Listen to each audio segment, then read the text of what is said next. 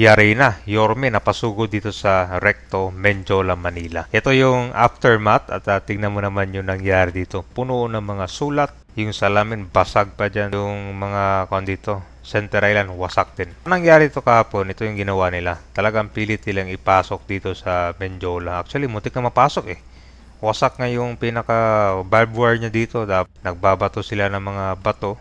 Halos tinamahan karamihan yung mga pulis, no? Agad namang inaksyonan ni Yorme to. Pinapintura agad yung poste, Center Island, at syempre itong mga establishment na rin na nadamay. So ito po yung part 2 natin.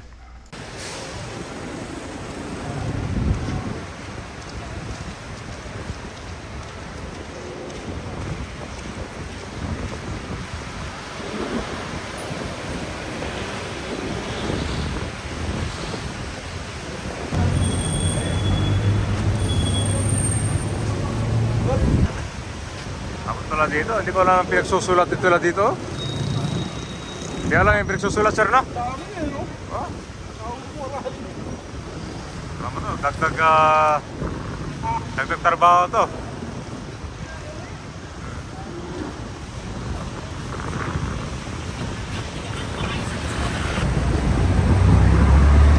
Yan ba yun? Pati yung mga ibang establishment dito, at ng mga sulat.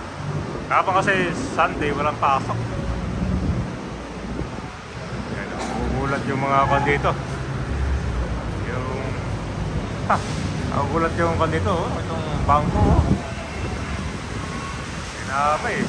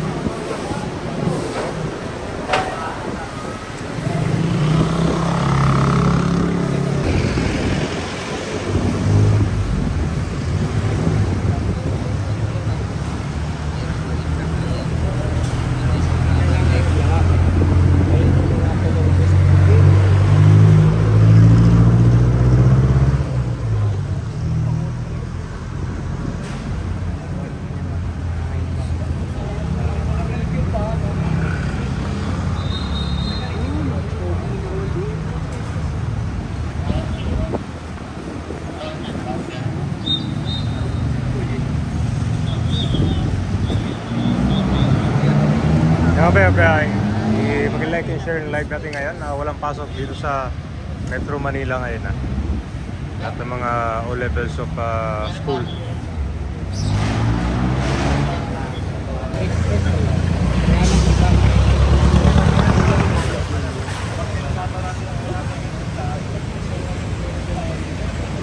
Kaya ba yung live ka na magsi 6 AM na ng umaga.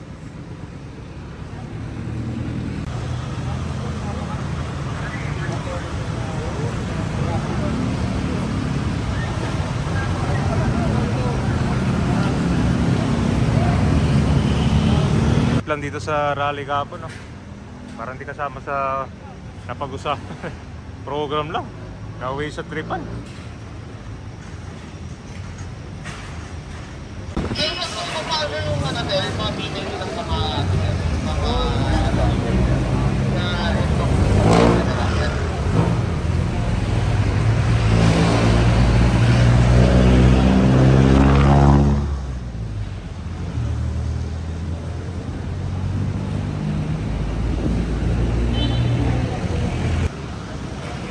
Dito yung mga ibang kabataan dito, mga dayo daw eh.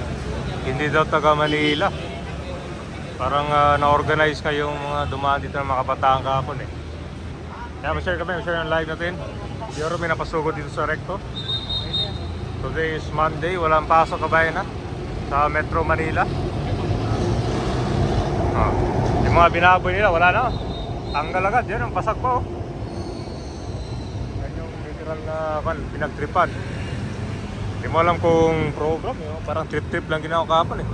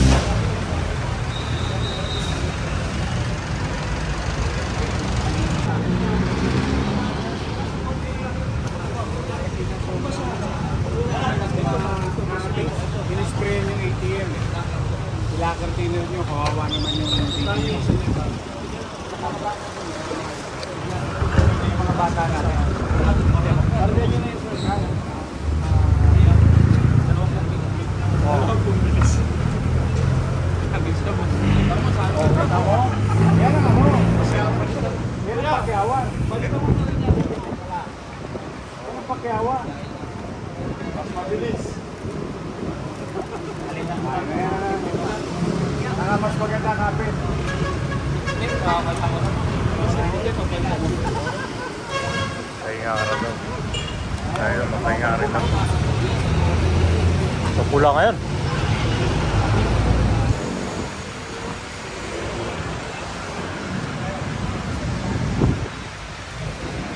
Abay, nakaka na. 6 AM na. Alam sa buong establishment dito yung puno ng mga sulat. Hindi lang mga poste dito, dinamay din yung mga establishment eh. Kawawa yung mga kondito yun. Kasi kahapon, sirado karamihan ng mga negosyo dito eh.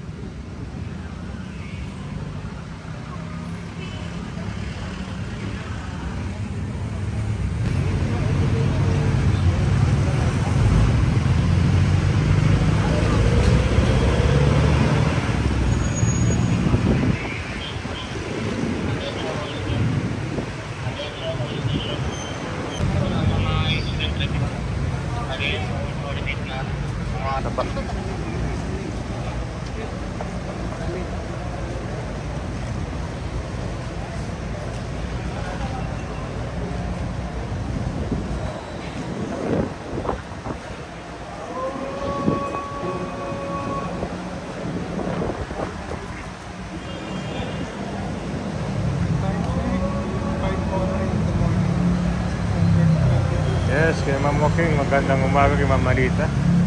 May live tayo nga dito sa Menjola. Ito po yung mga dinanan ng mga regali kahapon. Nung una, meron lang program dito. Galaga dyan.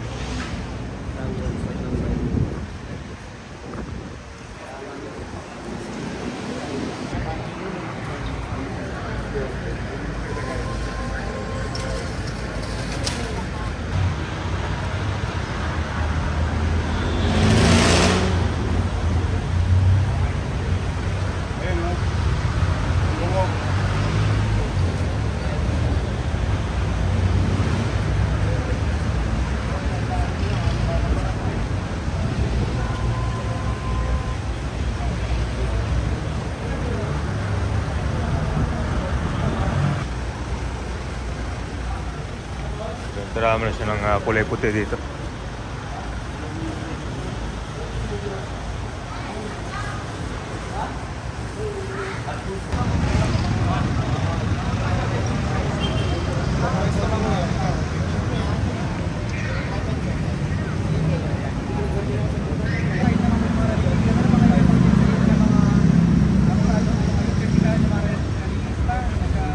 In fairness sa mga relisa, ito let's call a spade a spade.